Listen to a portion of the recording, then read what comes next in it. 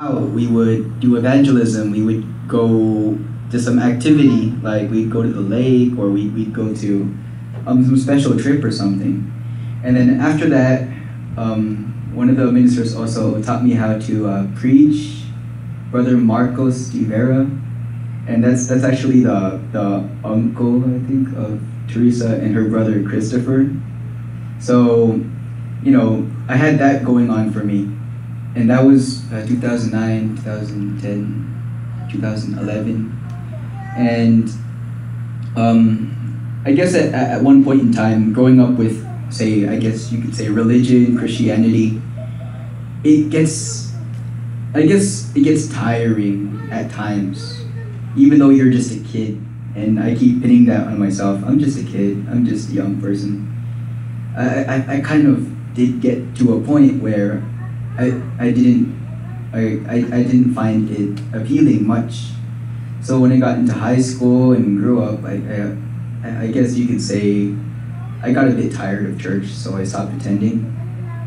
And then I started going out with my friends, even though I wasn't drinking with them, I wasn't, doing what they do. It's just I felt empty because I'm not attending church on a regular basis. So I remember one night at a friend's house, I just spent the night there and I ended up praying because I just couldn't sleep. And then that following year, I joined the ministry because my cousin actually called me and then he said, "You dedicated for the ministry." And that's true. That was 2002. That was way before half of you guys was here. And in 2002, I was a kid that was just like when I was a kid in Vegas. I just grew up in the church and I just played around. But there was one message about the end time that grabbed me, and I was in the front row. That was Bishop Ossie preaching. Man. And okay, other than that day, I was even falling asleep in front of Pastor Jonathan at the time during one of his messages. And that message was Antioch Vision. And yeah, so even though I wasn't a good kid, because I guess kids will be kids, there was some understanding as I grew up. But when I get older and older, I got tired of the church. But I knew that there was a conviction somewhere in me. It's just that I didn't fully realize it enough. But 2002 was the year I dedicated for the full-time ministry. That was the very first time. Pretty much the church I was sent to before Mira Mesa was the church I dedicated in for the MBS. And looking back on that much years, I can say that God has been good. Even though there were times years ago I was kind of borderline agnostic about the faith. And I can say that right now, really seeing God's work. Because when I first joined the ministry, I was like, man, look what I'm doing. Look what we're doing. And I'm getting this. I'm gonna do this. I'm gonna do that. And then that builds up in my head, like, oh, what am I gonna do? And then I overheard how he emphasized how the apostle prays. And I'm like, okay, they show a video clip of him praying at 3 in the morning, and he's like 70 something. And I say, oh, I guess anyone could do that. But then again, I was like, if you're in doubt about the church, you got to do what the leader does. Like, you really got to see a result in what the leaders do. So, I did that the first full year of the ministry. I prayed like an hour before I sleep. And I can say that was an extra spiritual boost. And then, as I go on in my faith, I was like, Lord, I'm going to do more stuff for the ministry. I keep pondering that. I keep thinking, okay, I'm going to do this in the ministry. I'm going to do that. And I'm being told to do this and that. But I don't know how I can fit that, And yet, I always have this expectation because growing up in the church, you see so much powerful speakers, ministers. You see almost everything, like the good and the bad. And to weigh that out when you're a kid, even if you're a kid, that's some kind of discernment enough for me. So in the course of my ministry, I keep having that consciousness that, okay, this is a minister. This is what he or she must be. They have to dress properly. They have to speak eloquently. They have to care for the flock. They have to do this. And then I think about my weaknesses. Oh, I'm not a people person. I don't like doing this. I don't like doing that. But truly when you pray and do these spiritual disciplines, God really makes a way to give you things that you don't even know. Like he gives you more understanding. So in Mira Mesa, because that's my childhood right there. So I'm gonna fast forward if you guys are sleepy. So here's the deal. Like I was in San Diego from 2014 to 2016, and what we do is we would just go to Mira Mesa. Mira Mesa is not a city, because I think everyone thinks it's a city, but in reality it's a neighborhood in San Diego, and it's just 30 minutes north. Like that's where it is. Like the freeway here, you just go all the way south to San Diego and you'll hit Mira Mesa, and that's where Mira Mesa is. So we would sacrifice like one weekend to just be there. And then we'd have like atheist, agnostic people question us. We would answer back. We would do evangelism in marketplaces. We get kicked out. We go to the same spot the next day. We get kicked out again, and then we would go back again. Then one of our missionaries, actually my partner, Brother Alexis, he actually kind of got mad at one of the guards, but I was just quiet the whole time. But we had our share of struggles, and I can see that when you push for the work of God, that's where you see the passion develop in you. But coming from a background of just a mere churchgoer, I guess you could say that a second generation churchgoer, or since we're the fourth watch, second generation fourth watcher. And seeing the stuff that I don't believe in the church, or I'd have difficulty understanding, like more gets revealed to you, like really more. And being in Mira Mesa, because this time around I'm Sunday school, so I preach doctrines or basic stuff, and then I would just, I find that one of many blessings of God, because one key thing that Bishop taught us, Bishop Jonathan, was to put your heart first, like consider yourself before you preach, like what is in you that you can also preach.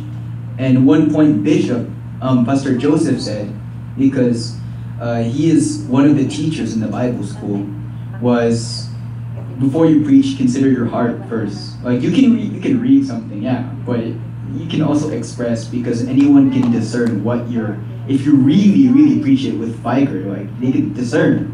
So I saw that at work within me, especially in Sunday school. Like I would read a doctrine from our foundations, and then I would read, like I have a doctrine book right there, right by Teresa, and I borrowed that from Pastor, and I'm studying that on the way here, and I'm just reading that thing like through and through, and then I'm also considering, oh man, how do you really believe this? I question myself, like, why this verse says this, but how is this like that? Like I think about that, but I meditate on it, and it gives good extra weight to your messages.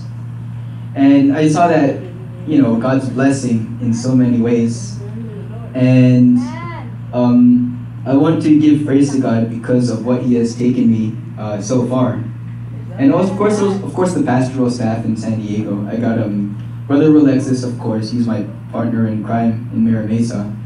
Brother Mark from Montana, and Sister Rona from LA, and Sister Laika from Antioch.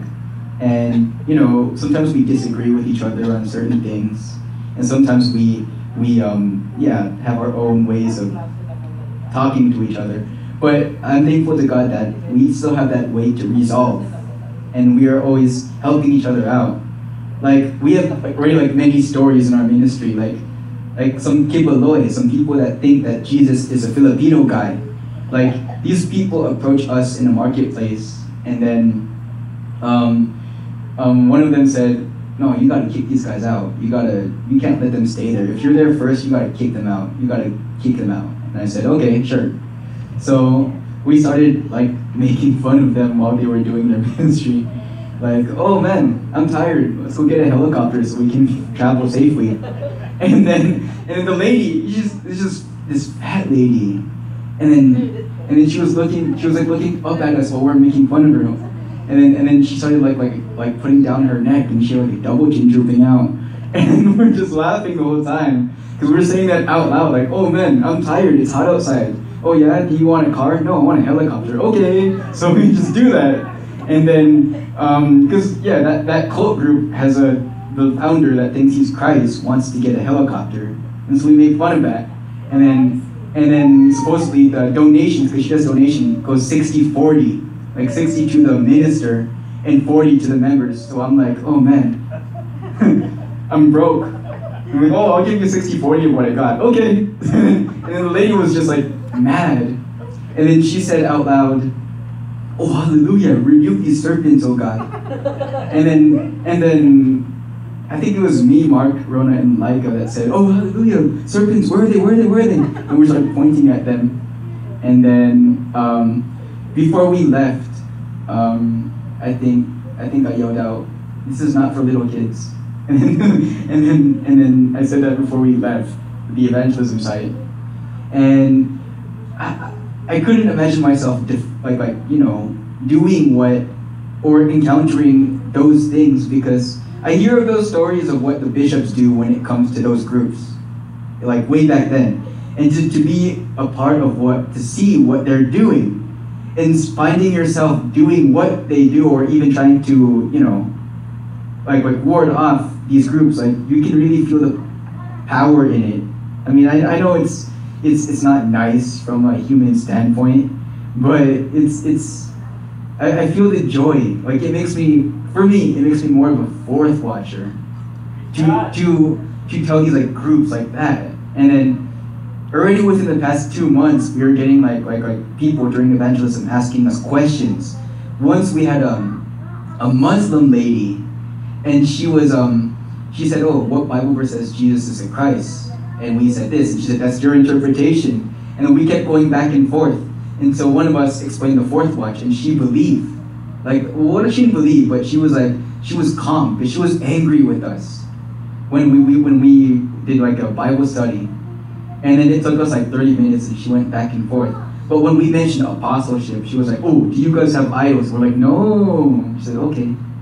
And she was calm. Like, I'm thankful to God, because when you're really out there doing the work of God, especially as a full-time missionary, you really see it in action. Like, you really see the result in it. And, I'm thankful to God because of what He is doing in my ministry. And I know that deep in my head, I'm just like, oh man, I have this many weaknesses. Like, at the end of the day, I'm just thinking that. I'm always contemplating that. But there's always some kind of unexpected like anticipation when it comes to the ministry. Because I'm literally just a backslider, and now my redemptive time is the ministry. It's strange, because you expect yourself to have this like standard, because I guess as a churchgoer, and as you see religious things going on, you have this expectation of what it is, but the reality of it, as some people say, expectation versus reality, is so much more. But when I see myself partaking in the reality of the ministry, all my like ideas and conceptions about it, like it's coming into life. And I'm thankful to God because of what He has given in my ministry so far. And I keep telling myself, you know what, just because I'm at this point where I don't have the mindset to do this yet, I can say that God is not finished with me yet. So I'm thankful to the Lord for that opportunity He has given. Amen.